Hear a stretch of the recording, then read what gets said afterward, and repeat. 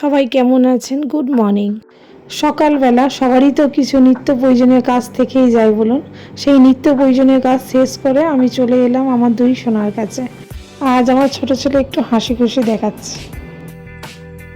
আজ সকালে খাবার দিতে এসে দেখি ওরা নিজে থেকেই আগে থেকে এসে বসে আছে।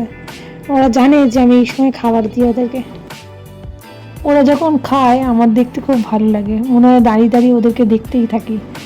আর এত ভালো লাগে, মনটা খুব তৃপ্তি লাগে যে ওরা খাচ্ছে, আমি দিয়েছি ওরা এসে খাচ্ছে। আজ সকাল থেকেই মেঘলা আকাশ, ওয়েদারটা দেখো কি ভালো লাগে। আকাশের অবস্থা তো একদম ভালো নেই, তাই বৃষ্টি নামার আগেই আমি ফুলগুলো সব তুলে নিলাম।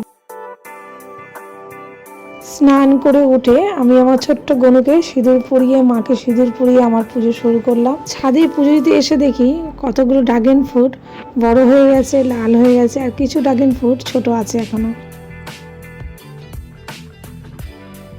আগের দিন তো তোমাদের উপরে ঠাকুরঘরটা দেখানো হয়নি, এই দেখো আমাদের পুরো ঠাকুর ঘরের ভেতরটা।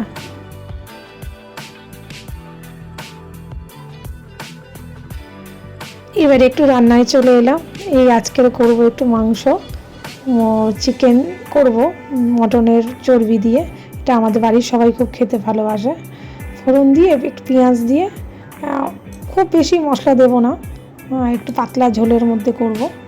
আর অনেক দিন ধরেই তো নিরামিষ ছিল, আজকের 5 দিন আমাদের নিরামিষ ছিল। অনেক পুজো টুজো হয় শ্রাবণ মাসে, তো সোমবার মঙ্গলবার এমনি আমাদের নিরামিষ থাকে। আজকের ওই জন্য মাংসটা একটু ভালো করে করতে হবে। তো এটা আমাদের বাড়ির সবাই খুব খেতে ভালোবাসে, চিকেন দিয়ে আর মটনের চর্বি দিয়ে।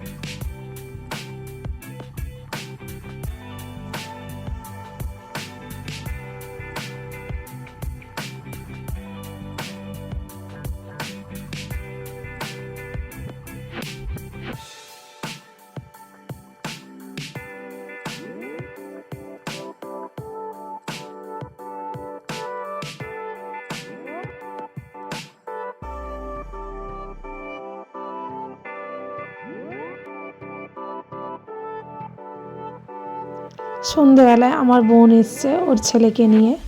ব্লগটা আজকের মতো এখানেই শেষ করলাম। আপনারা সুস্থ থাকবেন, ভালো থাকবেন, আশা করি পাশে থাকবেন।